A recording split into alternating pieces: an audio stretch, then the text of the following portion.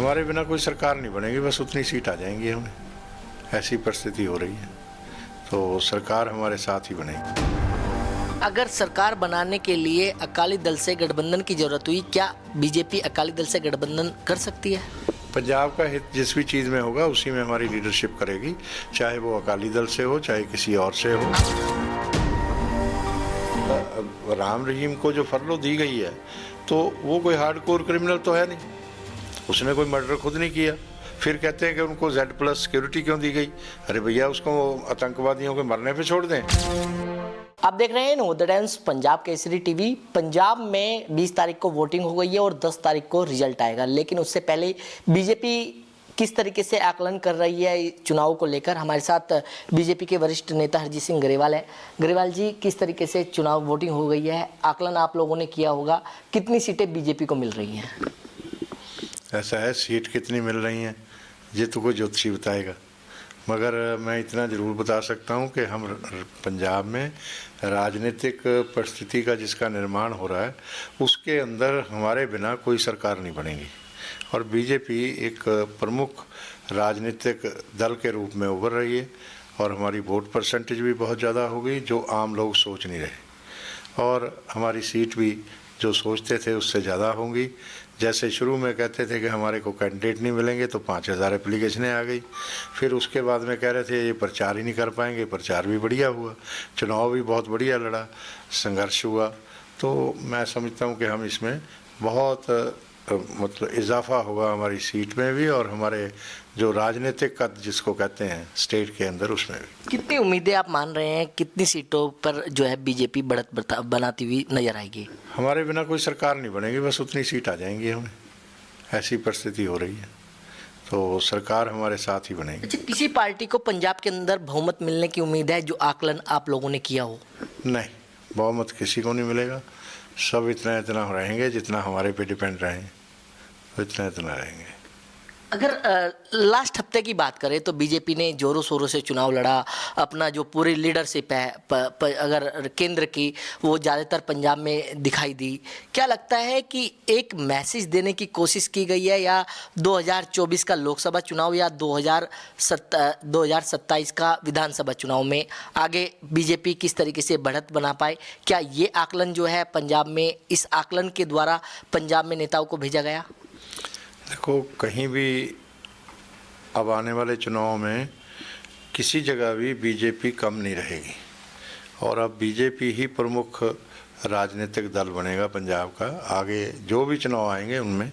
और बीजेपी को कोई भी इस तरह से अब चर्चा नहीं किया करेगा कि बीजेपी के बिना कुछ सोच सकें, ये आने वाला समय ऐसा हो गया। इन लीडरों को जो राजनीतिक दल थे जो पहले चर्चा करते थे बीजेपी तो कहीं नहीं है, उनकी बुद्धि पे उनको खुद ही गुस्सा आने लग जाएगा, अपनी बुद्धि पे खुद ही निराश और नाराज़ हो जाएंगे। तो मैं कहता हूँ भगवान उनको सद्बुद्धि दे और वो ठीक सोचने लगें। क्या अगर सरकार बनाने के लिए अकाली दल से गठबंधन की जरूरत हुई, क्या बीजेपी अकाली दल से गठबंधन कर सकती है? पंजाब का हित जिस भी चीज़ में होगा उसी में हमारी लीडरशिप करेगी, चाहे वो अकाली दल से हो चाहे किसी और से हो। आम आदमी पार्टी से भी हो सकता है आपका गठबंधन? आम आदमी तो कोई पार्टी थोड़ा है, वो तो एक गुंडों का दल है जो आतंकवादियों के इशारों पे काम करता है।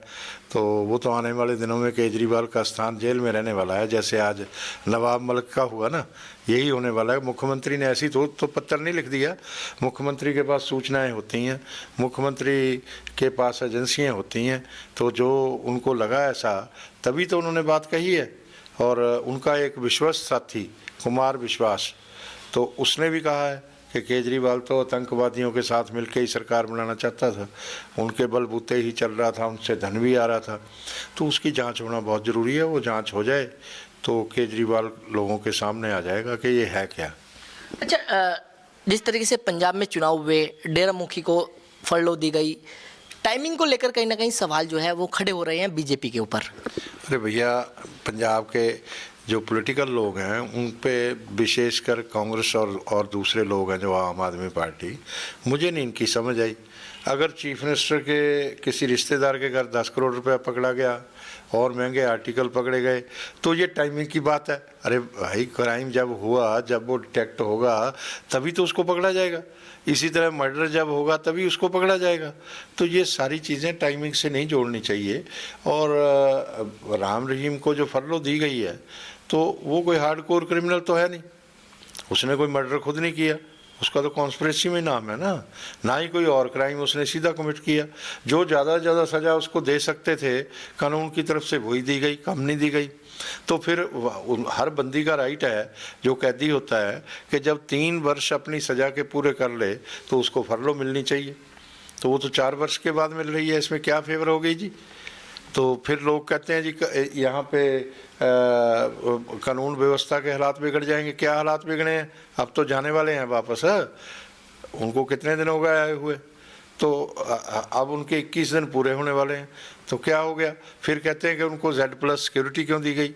अरे भैया उसको आतंकवादियों के मरने पे छोड़ दें कि वो अपनी मंशा पूरी कर लें और उसके बाद हम कहें कि हमने सिक्योरिटी दे दी।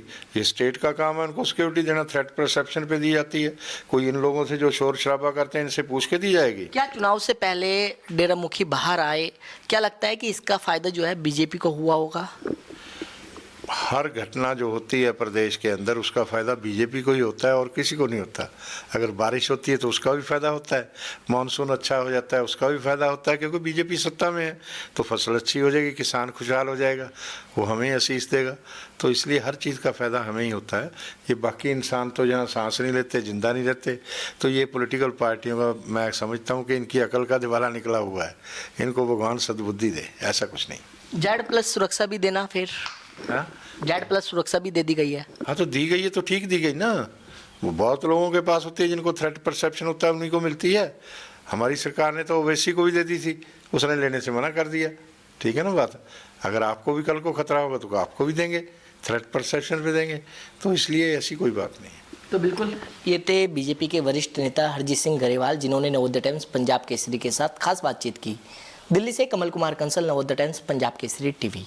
देश दुनिया ਦੀ हर ਵੱਡੀ ਖਬਰ ਨਾਲ ਜੁੜੇ ਰਹਿਣ ਲਈ ਸਾਡੇ YouTube ਚੈਨਲ ਨੂੰ ਸਬਸਕ੍ਰਾਈਬ ਕਰੋ। ਨਾਲ ਦੀ ਨਾਲ ਹਰ ਨਵੀਂ ਵੀਡੀਓ ਦੀ ਨੋਟੀਫਿਕੇਸ਼ਨ ਲਈ ਬੈਲ ਆਈਕਨ ਜ਼ਰੂਰ ਦਬਾਓ। ਜੇਕਰ ਤੁਸੀਂ ਇਹ ਵੀਡੀਓ Facebook ਤੇ ਦੇਖ ਰਹੇ ਹੋ ਤਾਂ ਇਸ ਨੂੰ ਲਾਈਕ ਜ਼ਰੂਰ ਕਰੋ ਔਰ ਜ਼ਿਆਦਾ ਤੋਂ ਜ਼ਿਆਦਾ ਸ਼ੇਅਰ ਵੀ ਕਰੋ। ਧੰਨਵਾਦ।